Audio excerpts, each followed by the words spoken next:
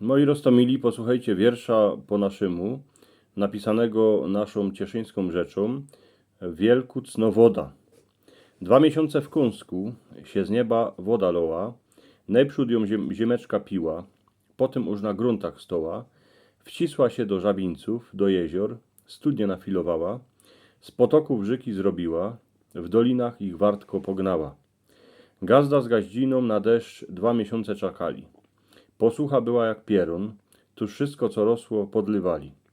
Na każdo do pombuczka o porę kapek deszcza żykali, a on przyszł roz po połedniu, że ani się oba nie nazdali.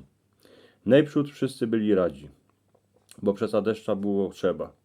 Wszystko chneda odżyło, to je jako manna z nieba. Tuż jak już się jarziny napiły, a trowa zazieleniła, to się cała dziedzina z pustyni w oazym zmieniła.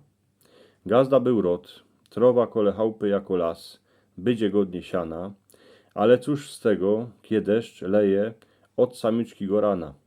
Gaździno też się raduje, bo szumnie urosły ziemnioki, ale sałot a kapustę i zeżrały ty pieruński ślimoki. Nie było dnia bez deszcza, co by nie popadało.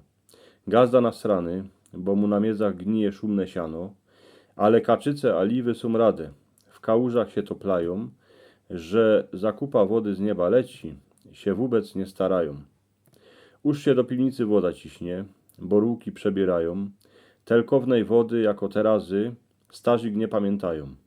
Obuli se gumocze, pompkę do sztekra wrazili, na pół dnia się stareczce z chałupy wytracili.